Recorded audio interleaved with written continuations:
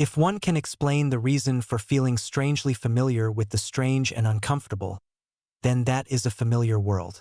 However, in a world suddenly deprived of fantasy and light, people feel like strangers. In the myth of Sisyphus, this strange and uncomfortable sensation is called absurdity. Like a ghost hiding in the dark corners, it can suddenly appear at any time. Yet, it is a feeling that is familiar like a habit but can suddenly feel strange. Humans who feel absurdity, as Albert Camus said, are similar to actors who suddenly feel unfamiliar under the spotlight on a familiar stage. It is not bad to confront the familiar weariness of commuting by standing in front of the office door. It may at least help to disperse the weariness of work. The assault of absurdity, however, intensifies the familiar weariness, as if constantly aware of the bitterness of a medicine while drinking it. One would want to throw it away and run away immediately. How can we deal with this sudden onslaught of absurdity? Camus poses a terrible question to us in the myth of Sisyphus. Why not commit suicide? It is not a call for suicide. Rather, Camus believed that humans should never commit suicide in any circumstance. He argued that when we clearly recognize the absurdity of our existence, we actually negate suicide. Absurdity challenges the meaninglessness of our lives, and suicide is just a response to this challenge. Absurdity is a very familiar feeling, but it is difficult to express it in language. To understand absurdity, we must first understand the relationship between humans and the world. Rational beings, humans seek to understand the phenomena of the world through concepts, principles, and laws of causality. For example, when a baby is born with a physical defect, we try to understand the reason for the defect through biological principles we have learned from studying other species. However, can this understanding provide a satisfactory answer to the suffering that has befallen us? Regardless of how sufficient the answer is, parents of a baby with a physical defect will inevitably question why their baby must suffer from such pain. Such examples exist throughout life. Just turning on the TV reveals children living miserably in war zones and people suffering from natural disasters. Even in everyday life, we witness people suffering in ways we can't imagine. Each time, we can't help but wonder why it's them. The answer this world gives us, the powerless, is only camaraderie. There is no reason for what has already happened. It just did. We are left powerless, shouting towards the sky in vain. Camus suggests that when faced with the silence and confrontation of the world, humans feel a certain nostalgia when they realize that everything is not merely a coincidence. Humans, as rational beings, are familiar with living in a world that can be understood through reason. However, when events occur in their lives that cannot be understood by rational principles or order, they discover that the world is inherently full of chaos and does not operate according to rational predictions, leading to a sense of loss and absurdity. Camus did not believe that absurdity exists within humans or in the world. Humans expect to tame this world with reason, but the world never satisfies human rational demands. The dissonance that arises between humans and the world is the only thread that connects the two. In other words, absurdity itself is the relationship between humans and the world. To a worker, life is like a daily broadcast of the same movie. From the actors appearing to the specific times they appear, the rhythm of life is the same every day.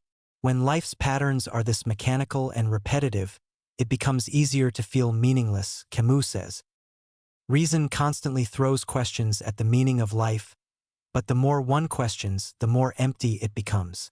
In China, this returns to the proposition of why people do not commit suicide. If life is inherently so meaningless, what difference does it make whether I exist or not? This leads to thoughts about Camus, who focused on a philosophical topic different from those studied by other philosophers. As soon as he opened the first page of his myth of Sisyphus, he solemnly posed only one philosophical question, the question of suicide. According to Camus, when faced with absurdity, the general reaction is either to commit suicide because life's burden is suffocating, or to find hope in religion. He acknowledged that, in the former case, suicide could be a way to resolve some of the absurdity. If absurdity is a commonality between humans and the world, and if absurdity exists, there must be a back and forth between oneself and the world. If I do not exist, the longing for the world to be rationally explained also ceases to exist. In other words, a person who is fed up with what they do is aware of the meaninglessness of work and life, and through suicide, they can escape the pain of meaninglessness. The absurdity disappears. However, Camus thought that such a response was undoubtedly nothing more than an escape from reality. So, could not fitting into the embrace of religion be an ideal response to absurdity? For most employees, the work they are currently doing is not truly what they want to do. It is simply a toil to live. Could religion not be a driving force that enables them to continue this toil? Camus denies this alternative as well. Religion can provide temporary comfort and give meaning to life. However, when it comes to the absurdity of life, he sees the resolution through religion no different from the resolution through suicide. Certainly, religion presents us with a complete worldview. Christianity explains humans' base nature with the original sin of Adam and Eve, and describes an all-powerful and entirely good God who watches over all human lives. In fact, this worldview has no empirical basis, but it fosters hope and satisfies to some extent the rational needs of humans. Religion also acknowledges the absurdity of life but encourages us to transcend that absurdity through faith. However, fundamentally, it is no different from escaping from absurdity. Camus believed that the attitude to maintain when aware of absurdity is to acknowledge it and confront it directly. Everyone experiences a moment when they feel the meaninglessness of life. It is then that we seriously confront the problem of the meaning of life. Everyone has wondered why they should work hard. It is because they need to be promoted. Why do they need to be promoted? So they can rise to a higher social status, and a higher status signifies success, which seems to give meaning and value to life. However, if one suddenly falls seriously ill or encounters a major accident, they once again feel the meaninglessness of life and fall into the silence of the world. Camus acknowledges three things. First, humans demand an explanation for the world. Second, the world does not respond to such demands.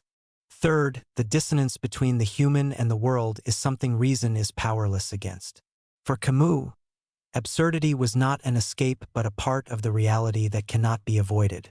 Sisyphus, condemned by the gods, must push a huge rock up a mountain each day, only for it to roll back down when he reaches the top, repeating this futile task endlessly.